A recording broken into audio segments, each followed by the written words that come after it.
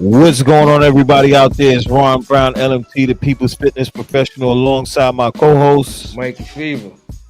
And this is a New Yorker's perspective. We have Fendi on here today to talk Indeed. about Latin culture, mainly the Tainos. Before we go into it, like, comment, share, subscribe, and all that good stuff. We're going to hit the intro and then go straight into it.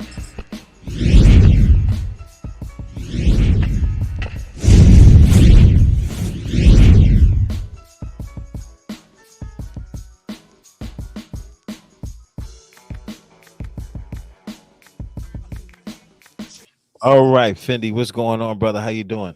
Big Finn was good. I'm doing all right. How about yourself, brother?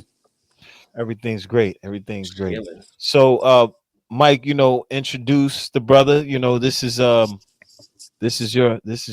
set this up. Nah, come on, man. This is a good brother Fendi. Him and I came across each other's lives on TikTok, like hearing the back and forth nonsense of diaspora wars amongst Haitians, Dominicans, Jamaicans, and etc. etc. And shout out to my Puerto Rican people.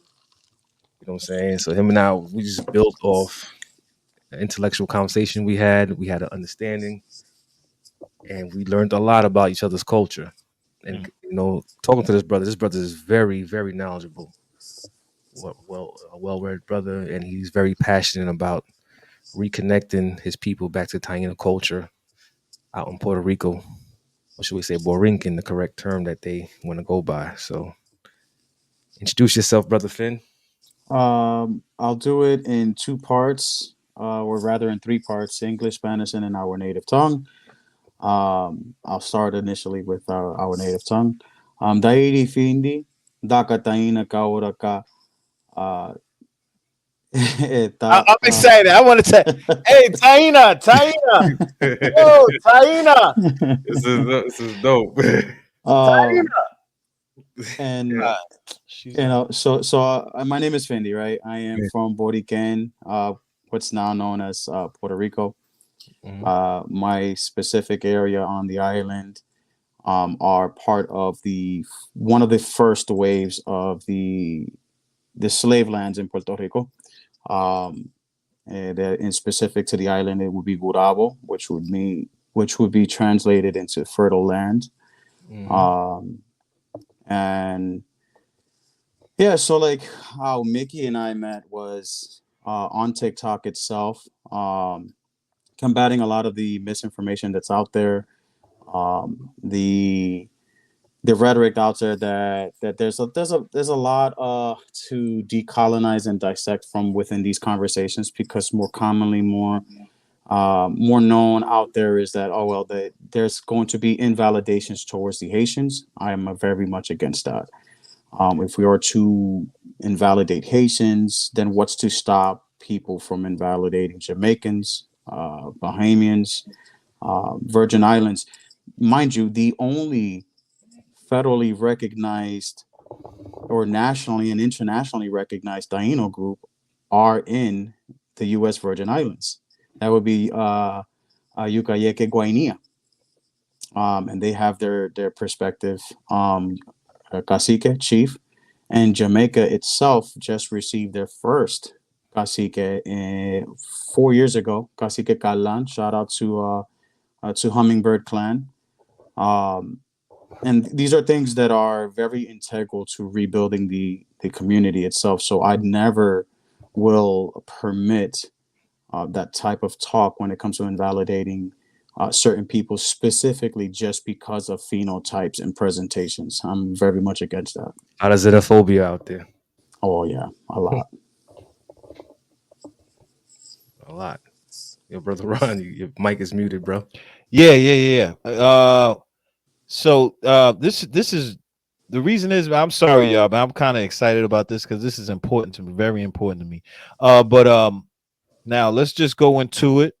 Let's go into those questions. Who are the Taino people and where were they primarily located? Great question. Very good. So it's important to know that there is a mistranslation as to what Taino is. right? You go on Google, you ask, what is Taino? And it quickly gives you the misnomer or the mistranslation as to the good people. Let's break that down. The Taino, the word itself is more closer related to family, relative, or even cousin. And the reason why these colonizers tend to stick and gravitate towards the good Taino or good person is that if you were easily colonized or easily influenced or not combative or resistant, you were the good kind of person. If you were combative, resistant, and resilient, you were then labeled as Carib Mm, or a cannibal, right? So we get to see how other tribes out there were labeled up as Caribs, for example, the Kalinago, the Kalina, Kalusa. Um, they were labeled up as Caribs, not that they were ever cannibals. This is just um, a colonizer's perspective as to causing epistemic violence. But as far as what we call, the Taino diaspora, we inhabited parts of the Lesser Antilles, the Greater Antilles, and parts of Florida. So we were around. We are a multi-ethnic set of peoples. So that's why you can get all shades. Oh, right. absolutely. From the lightest of milk colored people to the dark roasted coffee people. Like absolutely. We are many scales. When it comes to like phenotypically Yeah, attributes that what we present as, today. Mhm. Got you. that's dope. So I have a question for you, my brother.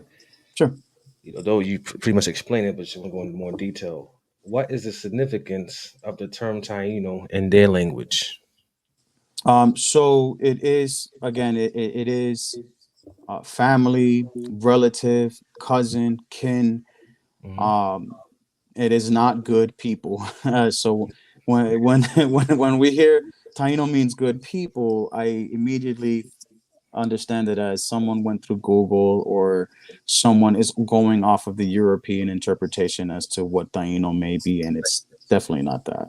It's As Columbus family. people What describe it, was say as Columbus tried to depict it, Oh docile yeah, people, very absolutely. I've actually got the date logs as to when it was attributed to the good people. 'Cause, I keep my notes. Alrighty, that would be November 5th, 1492. And I've actually got the diary here. So let me go to November 5th, so that way we can see. Because I like my sources. You know me. I love my sources. of course, of course. Um, and we can get it on the Spanish version, but just so that way for people to understand more, I will do it in English. And I'll read the entire date log. Monday, 5th of November, 1492. This morning, the admiral ordered the ship to be cannered. Afterwards, the other vessels, but not all of the same times. Two were always to be at the anchorage as a precaution, although he says that these people are very safe and that without fear, all the vessels might have been carnered at the same time. Things being in this state, the master of the Nina, which happened to be one Nino, that was his ship. He was the one that was the captain for that ship. Came to claim a reward from the admiral because he had found mastic, which is like a type of bark, type of spices. They were finding all kinds of stuff on these islands. In this specific date, they were in what's now known as Haiti. They were in Haiti there, but in that time, the island was called Quisqueya, the mother of all lands. Yeah. Um, but he did not bring the specimen as he had dropped it. The admiral promised him a reward. He sent Rodrigo Sanchez and Master Diego to the trees. They collected some, which he kept to present to the sovereigns, meaning the kings and queens of Europe, as well as the tree. The admiral says that he knew it was mastic. Though it ought to be gathered to a proper season, there is enough in the district of a yield of 1,000 quintals every year. The admiral also found here a great deal of plant called aloe. He further says that the Puerto de Mares is the best in the world, with the finest climate and the most gentle people, the good people, the Taino, right? That's the translation for them. Um, So as it Taino means the good people. to According the to colonizers, according to the colonizers, but it in fact does not mean colonizers. So I would presume, right, because we can only dissect history through the lens of what's written and then the oral teachings. The oral teachings and through the lexicon, we know that it most definitely is closer related to relative, family, cousin, kin. But to the colonizers, these are the good people. We're gonna label the good Indians as Taino, the bad ones Carib, because those are the ones that there are to support our narrative that they are in fact cannibals, and they weren't. There is no archaeological find of bones being gnawed on by humans in the Caribbean. That's a phallus remark right there. Mm. total disrespect, man. I have another question, my brother. Mhm. Oh, this is if you could explain this one. What were the primary economic activities of the Taino people? Like within them, like how did they? Yeah. So we didn't have a necessity for, let's say, gold, silver. Yeah. What we had as far as an achievement was agriculture. Hmm. We know that there have been contact with the Yucatan Peninsula because when we break down our lexicon to things like maize, that is a Nahuatl word Yeah. that comes from the Yucatan or Mesoamerica rather, as well as aguacat, which we now known as avocado. And like the funny part of the TikTok, where it's like some people call it zambocat Yeah. or butter pear. And so, but we know that there is a linguistic tie between other lands. But our form of trade, or let's say currency, would have been our agricultural as well as our types of cotton. We were master fishermen, we were master farmers, and we were good like that. So, the greatest achievement for any civilization is how to maintain the population, and that is through food. That's a fact. Mhm. That's real right there. Got any question, brother Ron? I have my own questions, but we have set of questions here, so I'm going to stick to the show. Hmm. Um, um, how was the Taino society organized in terms of hierarchy and leadership? Hmm. Oh, perfect. So, on Taino Tuesdays on my platform, we talk about these things, right? We have your chiefs, male or female, right? It was a matrilineal society, right? So we respected and honored the women as being the heads, right? And the men in itself, uh, we were to protect our women, to protect our societies, and those were our queens, right? Like not necessarily queens per se, but those were like the top priorities to be taken care of. So you would have your caciques, you would have your naborias, your nitainos. Um, so your nitainos were closer related towards like actual blood relative towards the, let's say, cacique being the chief. Mm. Um, and then your naborias would have been like those that were, I, without putting too much orology out there, because this stuff does need to be gate kept in a sense. But they were more towards um, the next up and coming medicine man, woman, your teachers, something of an honorary role within the Taino diaspora itself. That's peace right there. That's deep right Mm. there. And then like to break it down even further, we had the guaribos. Those were your warriors from within. But everyone had an importance. We saw ourselves equal to one another. The only differences between us would have been, if you are a chief and you are a medicine man, um, your chief would guide the tribe or the clan. Your medicine man would guide you through ceremony. Your teachers would just, be knowledge keepers or whatnot. This kind of sound like an unorthodox beehive right there. Yeah, yeah. Technically speaking, yeah, yeah, Yeah, absolutely. got you, my brother. So this is a sporadic one. What type of art and craftsmanship were the Tainos known for? Oh, so we worked with stone. A lot of our artifacts that are sad to say stolen. Hmm. Um, there's a lot of artifacts in the Smithsonian. There's a lot of our artifacts in possession by Christie's, which that has been coming to light as of the past 3 4 years, where we've been protesting and organizing to get these things back to our islands, not just Puerto Rico. We want them back in Haiti. We want them back in Dominican Republic, back in Cuba and Jamaica as well, because these are stolen goods. But as far as what we did, um, or what mastery did we have? We were excellent in building nets and weaving, Which is good for sewing fishing, different. right? Oh yeah, absolutely. Yeah. We there's a famous, we call it semi de algodón, right? Semi would be like a spirit, right? The spirit of cotton. Hmm. That's been stolen from us. We were good with, right, stonework, but we were awesome when it came to constructing farmlands.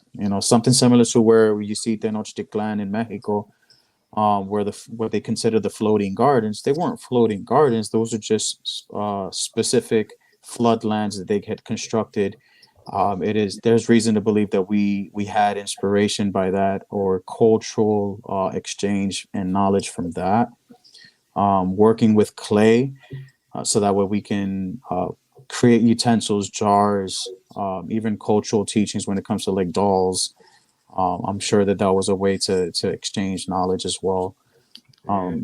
There's also well documented. Well, we didn't.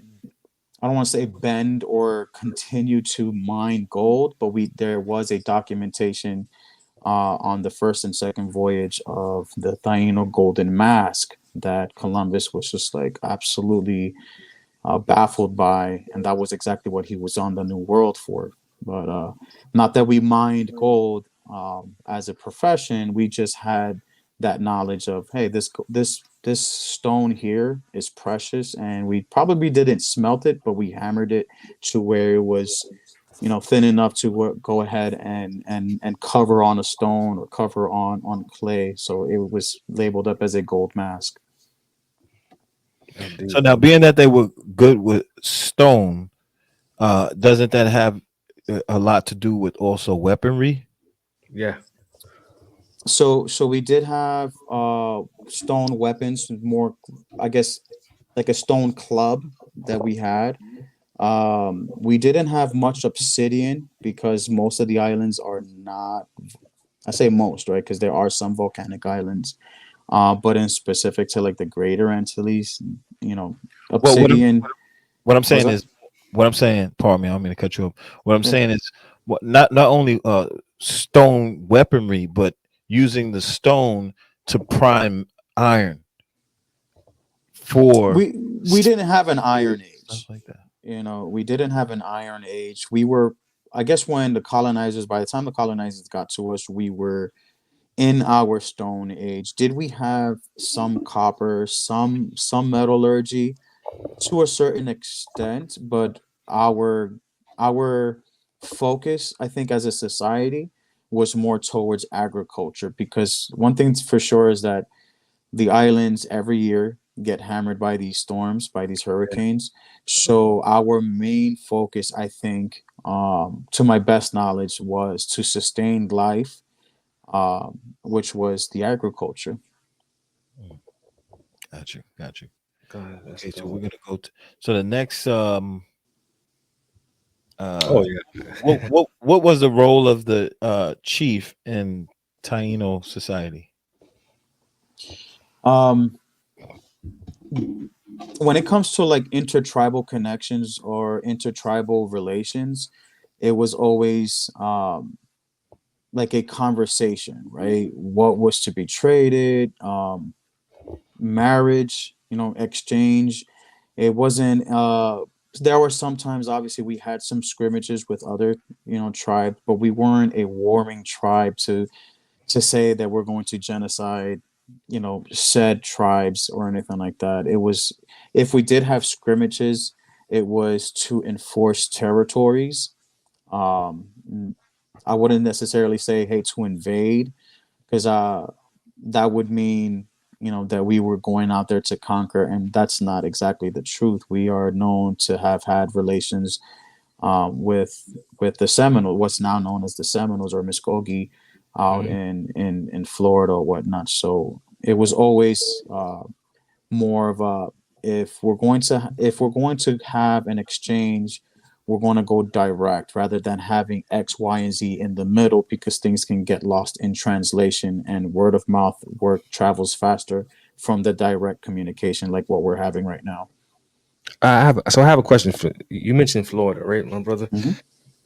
Were the people actually navigating the seas to get to communicate with people with Florida and make contact with? Oh yes, oh yes. So our Taino people, as well as like other native tribes, we were expert navigators. We navigated by the stars just like the Europeans did.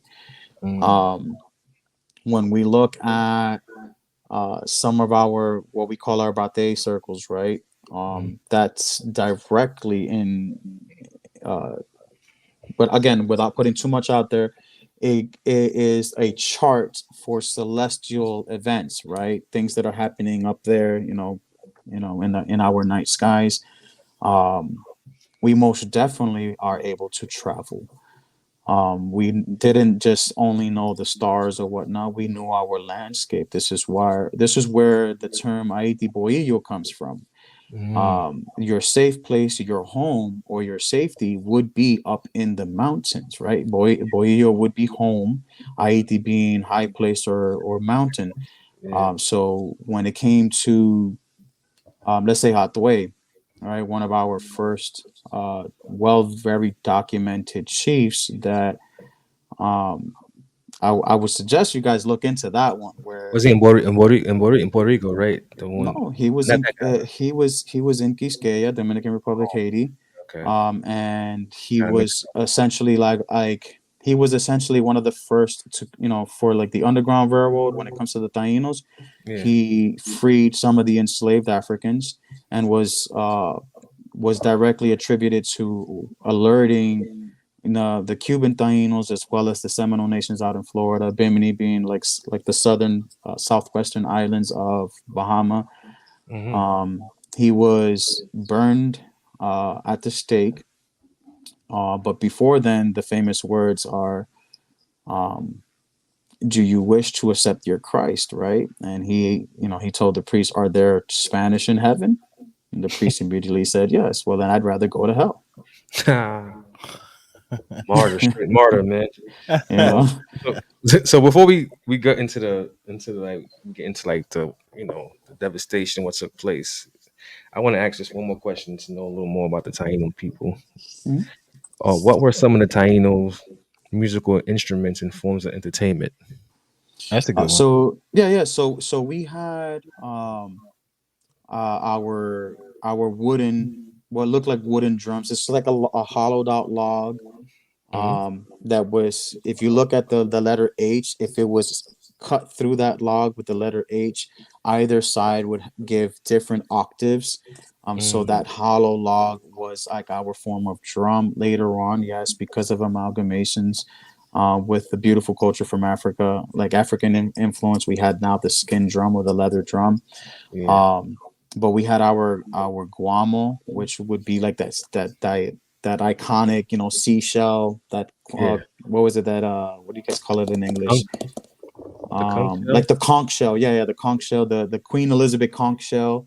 Yeah. You drill a hole on that center spiral, and You concentrate you got to have a pair of lungs for sure. Yeah. But that would be our type of almost like a trumpet.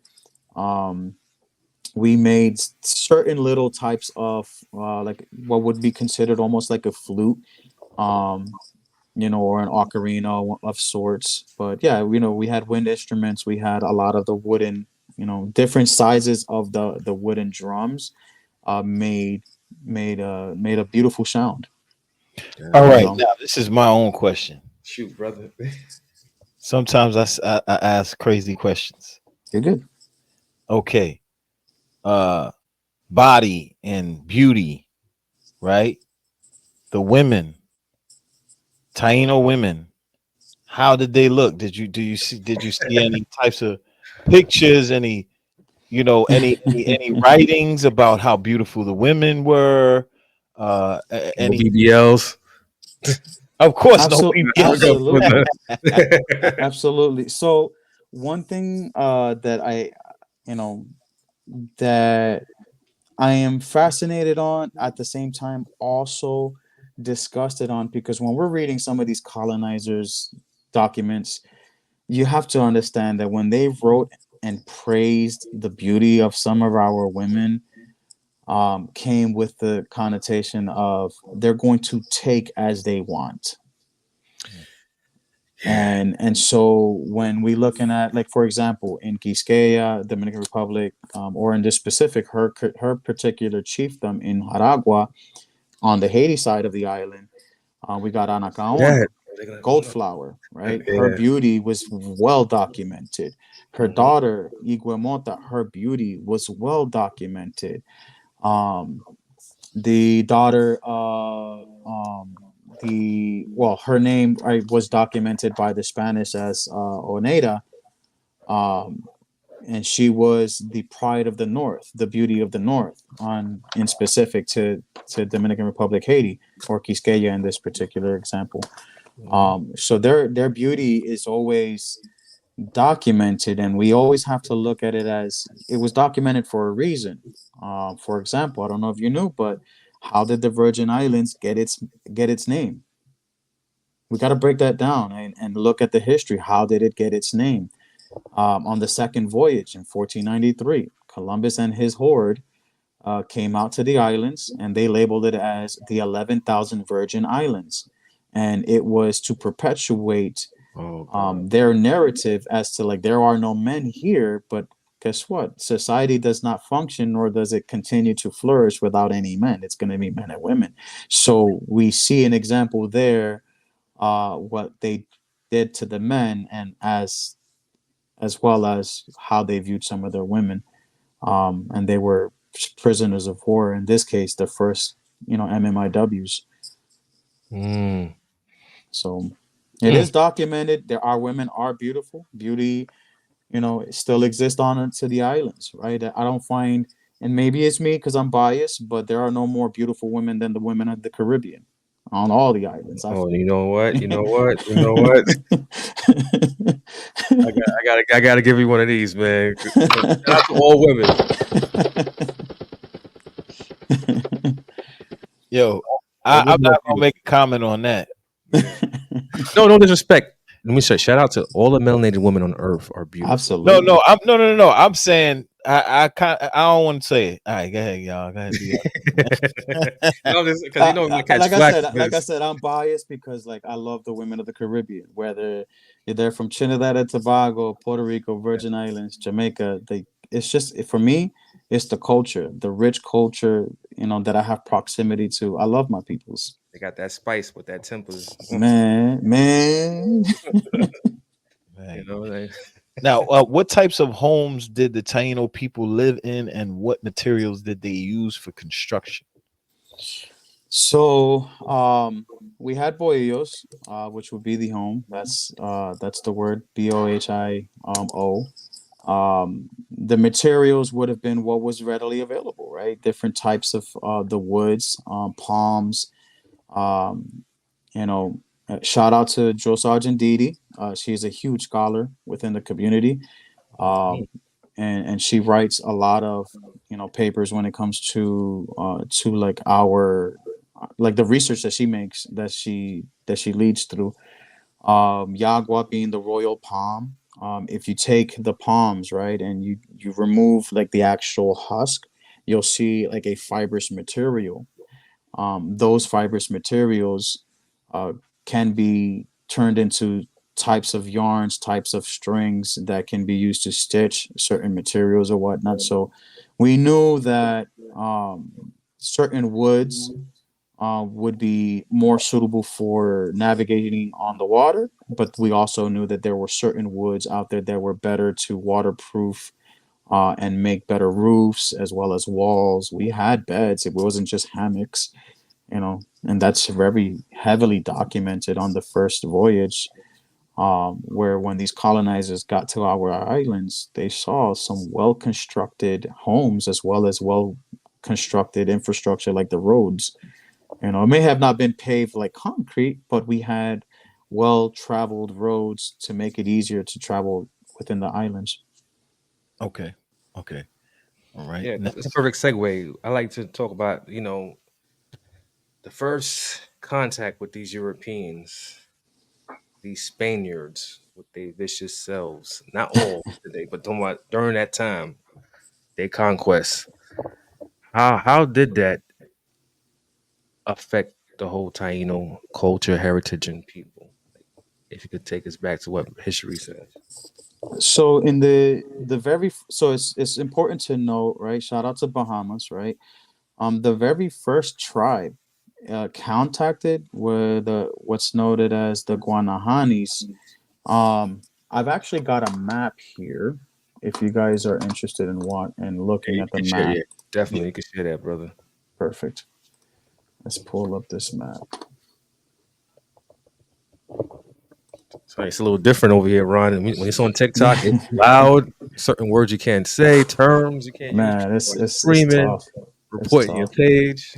Yeah, sometimes like we're in the middle of a very good conversation, but because someone's feeling some type of way, Yeah, or even like when we say G word on TikTok, it's short for genocide. You can't use certain vernaculars on TikTok because it just these are striker words. yeah. I say Let me see. How do unalive. I turn the camera around? Dun, dun, dun, dun. How do I turn the camera around on this? Please pardon me on this one. Actually, I'll just see it right here. Can y'all see this real quick? Yeah, I can see it. All Yeah. right. So Guanahani up here, that's the Bahamas. So he landed in Guanahani, what the island right here on the map, Guanahani, and then made his way down. Well, we see the Locayos. Those are the second contacted tribes, which would be Turks and Caicos. And then he Wow. landed in Dominican Republic, Haiti.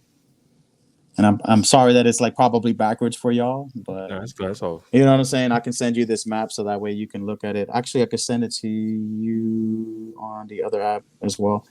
Um, but we see that how did it affect us, right? Yeah, Um, in terms of let's say running away and seeking shelter and safety, yeah, um, most of our people would have been captured, but one or two, let's say maybe six of them, would have been left alone, so that way it can lead the rest of the colonizers to our safe havens. They knew how to hunt.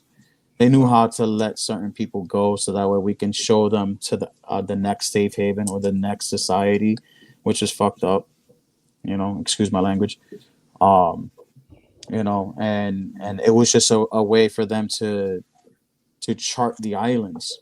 That's how they actually found Florida, and parts of Cuba as well, where they would let some of the peoples go or let them think that they were going free. And, you know, no one's going to, like, as far as in comparison to a canoe versus a wind powered ship, Yeah, I, let them go. They're going to get tired. We just have to sit here, set the sheets into the wind, and we're powered by the wind. We're going to catch up to them no matter what, so.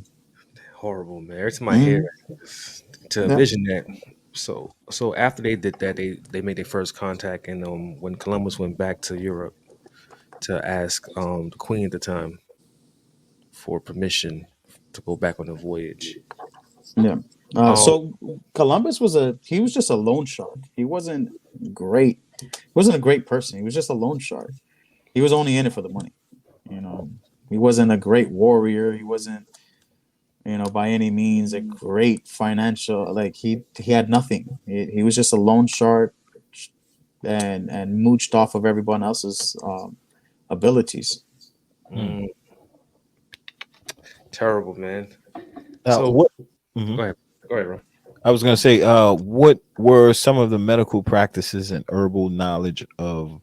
You know what? Before we go to that, I just want to ask how how did the Taino people survive colonization? Ooh, So every island has their history, right? Sad to say, Cuba had one of the bloodiest documented experience when it came to them, because of the fact that once the Spanish had knew that there was a bigger land, like from Florida, that there was a much bigger. They didn't know if it was an island or a continent, but they knew it was a much bigger problem, because the resistance of the Seminoles, right? So like they had a bloodier history. The history with the Tainos or the natives in Jamaica are much different. Like that story is much different from the ones in Puerto Rican or Puerto Rico. The smaller islands, right, the Lesser Antilles being smaller, they were conquered much faster and subjugated under their law much easier, right? When it comes to into the aspect of colonization, right? It was a quicker transition for them versus the bigger islands or the greater Antilles. There were places to hide, um, and that proved its resistance. So um, when we look at, let's say, 1503, um, at that time, what was significant? What happened in 1503? We got to break that down, right? Because yes, although we did resist in 1503, they labeled um, Anacaona as like the queen of all Taínos. So when she was hung, that marked a new period for us, or for the Spanish to just go ahead and enslave us. So, terrible, man. you know, right after that, we see that there has just it was a bloodbath, and then by 1511, that was the what they considered the Taino rebellion. But there were more rebellions. There were rebellions way before, from the very first voyage. When we look at Hmm. in 1492, where Columbus had left 30, I want to say 33 to 37. I got to look back at my notes. But he had left 33 to 37 um, people on the island to create what he labeled up as Fort Navidad, or Fort Christmas, because he had wrote to the Queen and labeled it to where it's like, these people have no weapons. Only 30 of us can conquer the entire island. Well, he was sadly mistaken, because when he came back on the second voyage, there was no survivors. So our people definitely been resisting from the first day. Um, but here we are. And how would we have survived? Was fleeing up into the mountains, hiding in the caves, and then subsequently afterwards, because colonization had brought more and more people every year, every month, more and more colonizers came out there. We see the Dutch, we see the French. Yeah. Um, you know, some of us had to, like, being forced under slavery or whatnot, or forced eugenics. Some of our people became, wives to these colonizers, and that's like the way that it survived was through linguistics, through culture. That's a fact because I that seen that when that happened. Uh, Bartholomew de la Costas, the Catholic priest at the time, saw how they were being decimated. That somehow, in his twisted mind, said he had a heart and he seen what happened to them. He felt so bad, so he said instead of torturing them and them dying off, let's go get some Africans. Mhm. You see how sick that is, Ron? Yeah, So yeah. they got He had several wives. There were Taina. So like even then, like he was going against his own, order, right, to the church, right. He wasn't supposed to have a wife, but he had Taina wives.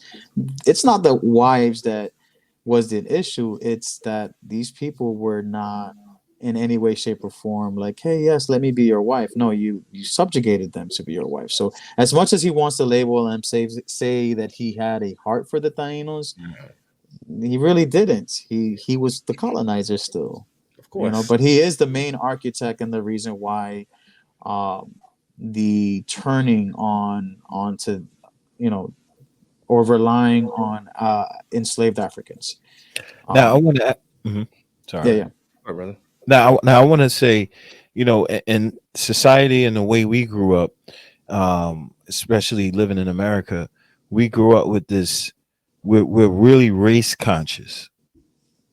Okay, now the and which kind of like puts our thinking in a box. Like we can't really see past that box when we look at history. So when we look at history, we're still looking at it as black, white, Spanish, blah blah blah. Mm-hmm. Now, back in those days, how did they view other human beings? They weren't as race conscious, I would assume, right?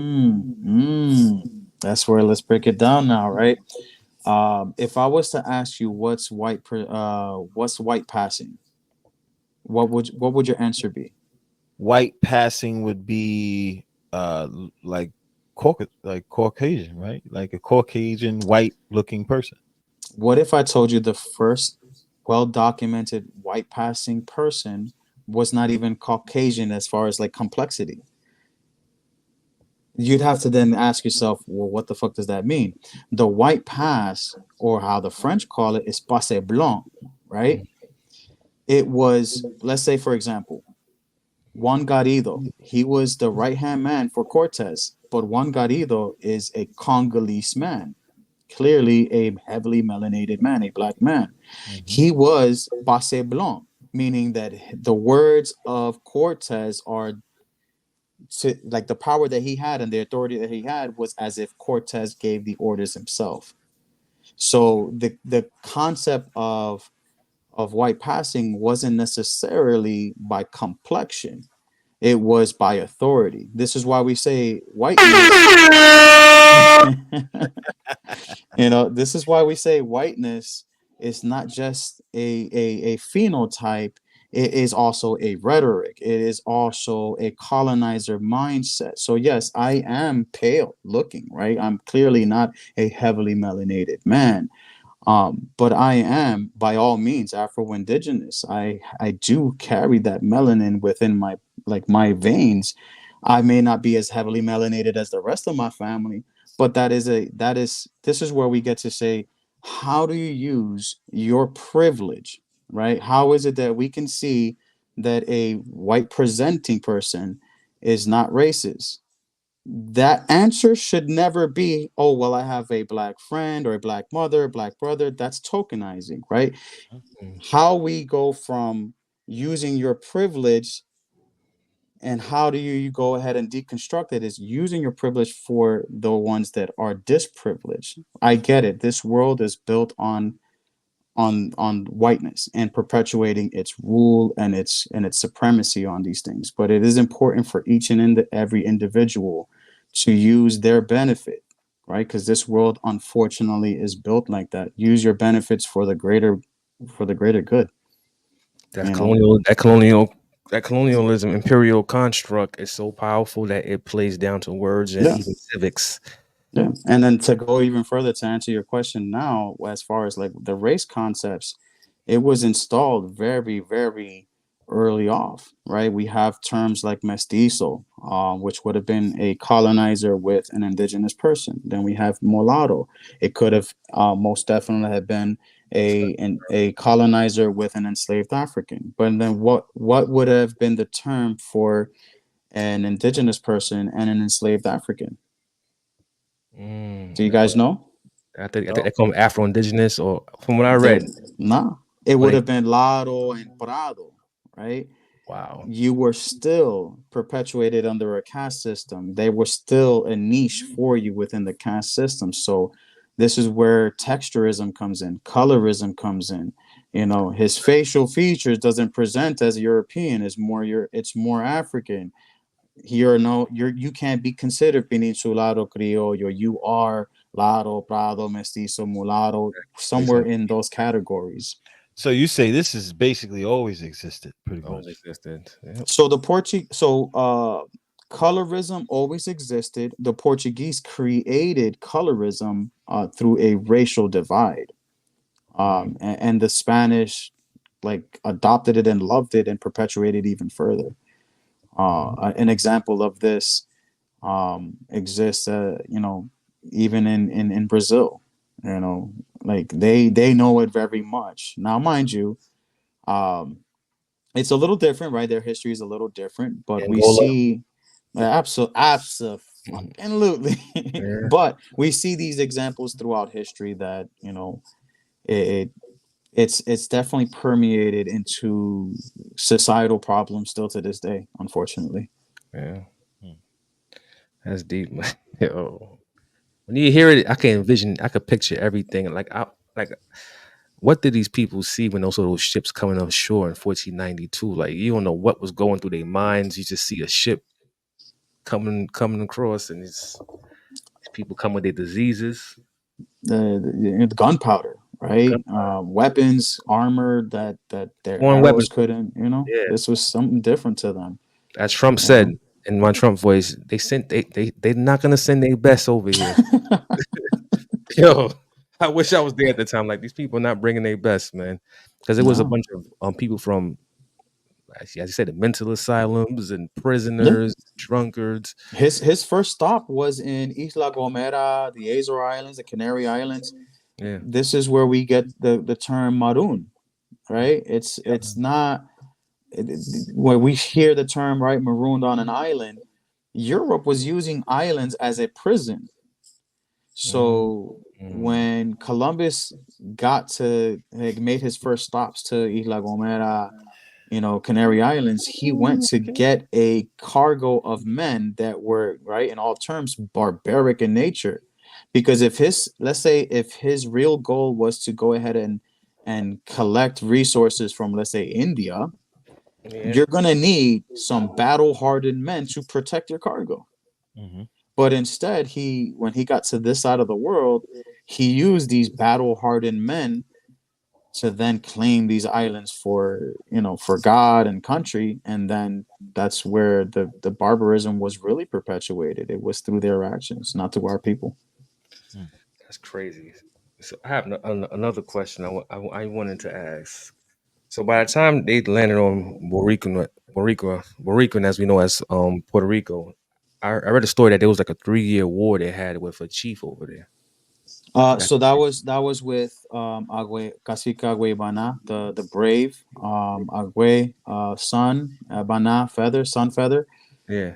But it's important to, when we're searching up some of this information, Mhm. which Agüe Bana are we talking about? Because there Yeah. was one in Dominican Republic, there was Okay. one in Puerto Rico, and then his brother was also given the title for Agüe Bana. But yes, there was a war Yeah. where one of them went to somewhere in the Lesser Antilles, and the Mhm. other one was executed, right? But it was what the revolt of 1511.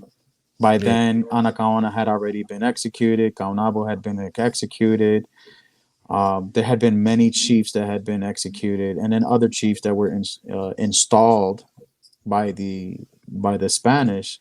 But by then, 1511, it was already like an ongoing thing with these colonizers, unfortunately.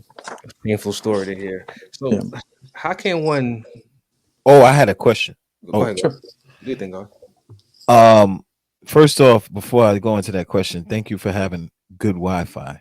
Yeah, definitely. Some people, I gotta put that out there. The router's right back there, right here. yeah, he can't. No, we appreciate that. Now, I wanted to ask, as far as um, this is like a two-part question. Nietas, I don't know if you know who they are. I Yeah. do. Okay, Shout do out they Dakota. do they still exist? Yeah, absolutely. Okay, and as far as the Taino culture and preserving the culture in the actual tribes and coming together every so often, every month, whatever the case may be, is that happening? Oh yes, absolutely. So you'll see from time to time. I just removed. I had markings on my face. For so like we have a ceremony, or we're supposed to have a ceremony for every full moon, every 28 days, the cycle of Atabe. We also celebrate the celestial movements as far as like the solstice. Um, the summer solstice, winter solstice, spring and fall solstice. To give you an idea, and drop a huge gem.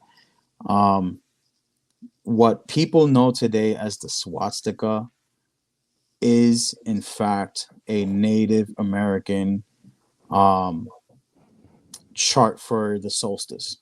That's a fact. And so every time the dippers move and position itself in the sky, it is to literally give you a symbol as to where we're at on the calendar. Mm. And Um, progression. yeah, Yeah. and it's not just like Native American. Let me rephrase that. It's not just Native American, but other cultures throughout Indians. the world have that as well. Yeah. Unfortunately, we see Mustache Man from the 40s in Germany. He had taken that symbol and made it his very own, and And it's backwards too. The way and he it had. is backwards. Absolutely, it is backwards. But we do gather. We have arietos, which would be like our gatherings, our games. We have our bates. You can see examples of this in Caguana. Located in Utuado, Puerto Rico. You see Tibes in Ponce. There are other bates, which would be like our stone circles on the islands. A very old one in Quisqueya or Dominican Republic would be um, they're trying to go ahead and restore that stone circles, but we do see that there is initiative out there to restore this particular information, this particular part of the culture to where, for the most part, um, it's not that it was kept secret, but it has had to been heavily gate kept because um, persecution, and shunning. Right, like when I was growing up, it was not something that you know not to say like don't say that you're Taino or anything like that. It was more of like try not to talk about it because they label you as Hibaro. Hibaro would have been closer to like the feral man, the cave dwelling, knuckle dragging man. Mhm. Um, so Isn't that terrible, man? Yeah, yeah. that's crazy. So, It's like demonized that. It's so crazy. let so let's say I want to find like Taino history and or gatherings. I could just Google it online, or is it like a space we can go to? Speaking to the man right there, bro. Okay, so we do all right. So we have cultural centers. Um, that I would prefer that you go right to the cultural centers, go out to the islands, see the world, right? Because there's only so much you can Google and you'll get very shallow answers. This part of the answer requires a little bit of traveling. Um, Sorry, I was getting a call and maybe I should tell her. Anyways, Mhm. this part of that particular answer would require someone to view this world in a lens of get out of the United States, go visit your homeland, and I encourage that to everyone. Whether it's in Jamaica, Cuba, Jamaica, right, Haiti, Dominican Republic, Puerto Rico, Virgin Islands, go visit home. Visit the rivers. They have petroglyphs there. Yeah. Visit these historical sites that are preserved naturally. Visit the caves where you see cave paintings or cave carvings, actually, not just paintings. Hmm. Um, as far as societies, there are some societies out there. The UCTP being the United Confederation of Taino People. There are some Yucayecas out there. Shout out to Iwataia. They are a band of Tainos that aren't just specifically Dominican or Puerto Rican, or like it's a multi-ethnic set of people that shout out to Jorge Can you Esteves. say it again? United. Confederation of Taino People. That's the UCTP. The cacique would be Cacique Mucaro, Roberto Mucaro, which I'll show you. If you want to get like a very shallow version of like the linguistics, um, it'll be Guaya Taino. You can get that on Barnes and Nobles. Not that expensive. That's It's dope. it's, it's a very simple version of their of the book, right? But it's again, I say shallow version because our language is very big. As well as Sebastián Lemanche, which he has voces del bohillo, you know, which would be it's written in Spanish, but so long as you have a couple dictionaries to translate some of the things and whatnot, um, it can be done. As well as there are books for the Garifuna side of things. Roberto Reyes, you know, and it has like all three, right? English, Spanish, and Garifuna. Nice. These are all very good ways to learn at least the lexicon on things, and then continue on with Sebastian Lemanche, right? He has done his more than work. This is a life commitment to his writings. Um, you know, it's a way to preserve the history. It's a way to kind of get this and give it to your children, because that's exactly how the culture is preserved, through your children. Yeah, so it's ear to mouth basically. Mm-hmm. Exactly. So you know, that's why this is very important to me, because you know, my daughter always says, you know, I know like your side, right? Your side, but you know, I want to learn more about, you know, my mom's side, you know. So, you know, but you know, as I done my DNA and all that stuff, in my DNA actually popped up a lot of Taino in my DNA. So I guess I would say she would be more Taino than anything, really.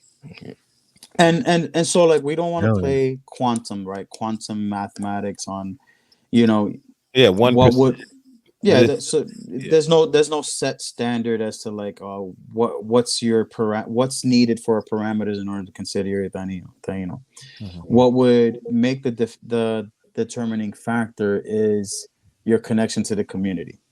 So this is where I'll say this, right, and this is where I have a lot of like, I bump heads with a lot of these creators online, where it's like, ancestry tells you that you are a descendant of people. Yeah. Connection to the community is what would make you part of the people. So Mhm. you would have, let's say, whatever percentage, let's just say 6%, 6% Taino, or 2%, I don't care. You are a descendant. When you are inclusive into that community, you then transcend from being a descendant to To then the actually culture. being Taino. Yeah. Let's put this into a perspective for folks to understand. I'm a vet. I did my years in the army. My son cannot call himself a vet. He would have to put in his work in order to get that title. He Mhm. is a descendant of a vet. He is connected to a veteran, but that does not make him a veteran. So he would have to carry his own stones in order to go ahead and make sure that he is part of that particular community.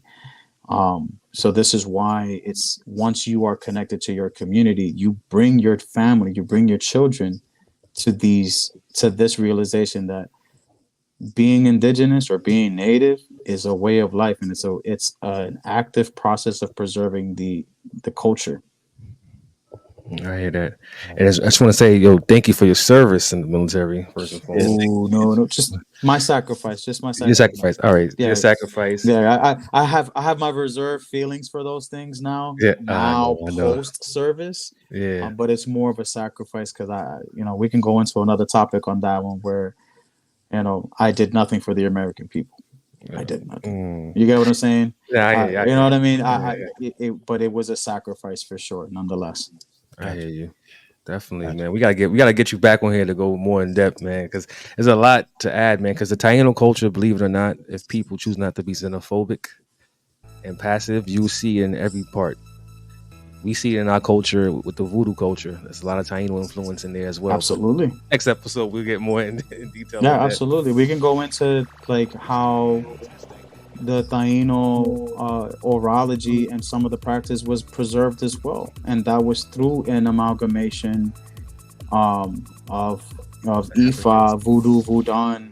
All of these things played a factor into continuing and preserving our cultural teachings. So, as much as people want to be xenophobic, that's a new thing. When I say a new thing, meaning that's a concept for the past, let's say, 100 years. Beyond that, we were like this because our Boy, struggles were intertwined. it resonated into the new world in present time. We saw the Young Lords and the Panthers. But we'll leave Absolutely. it at that, I want to man. go into that eventually. Thank you for guys for viewing us. Like, Yeah, comment, share, yo, subscribe. Thank you, Fendi, for popping up. Thank you. Hope to definitely. have you on again. Will Gotta do. bring you back, brother. Gotta bring it back, and we are out of here.